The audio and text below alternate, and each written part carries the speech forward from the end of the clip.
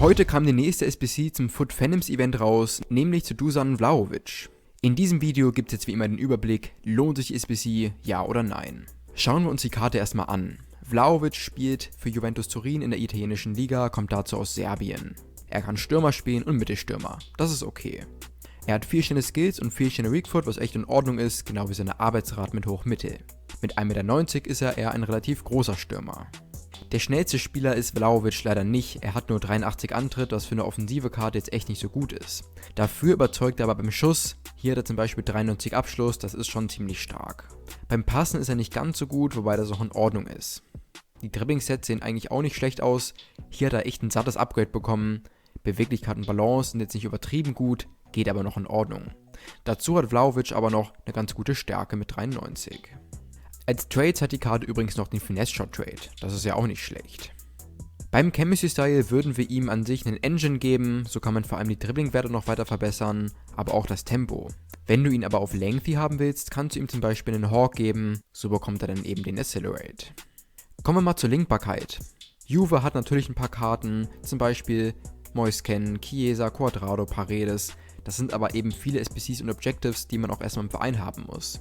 Mit Kostic hat er natürlich auch einen nicen Perfect Link. Serbien ist es an sich jetzt zum Verlinken nicht so nice, hier gäbe es zum Beispiel noch Vidic.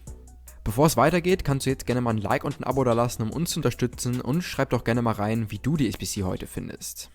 Abgeben musst du für Vlahovic nur ein Team und zwar mit einer 85er Gesamtbewertung, umgerechnet zahlst du hier ca. 65.000. Die SBC läuft übrigens noch eine Woche.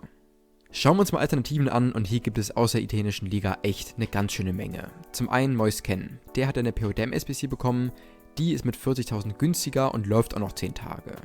Moise Kean hat auch 4 Sterne, gute Arbeitsraten, spielt er sogar beim gleichen Verein und hat an sich bessere Werte als Vlahovic, außer beim Schuss vielleicht. Wenn du noch eine Lengthy-Karte suchst, gibt es Dzeko als Rulebreaker für 30.000, der sieht auch nicht verkehrt aus, auch aus der Serie A und ist eben standardmäßig schon Lengthy. Ein anderer Stürmer aus der Serie A ist Lautaro Martinez, Phantoms für 90.000, der sieht an sich auch besser aus, hat halt auch eben diesen krassen Schuss.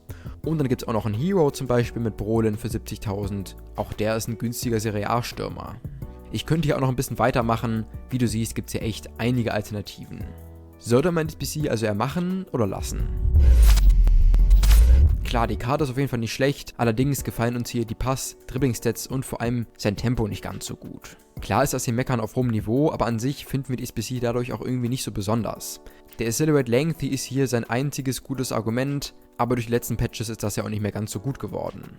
Dazu muss man sagen, dass es wirklich sau viele Alternativen, auch eben aus der Serie A oder sogar direkt von Juventus Turin gibt. Wir würden daher sagen, dass sich die SBC nicht lohnt und geben hier ein Lassen.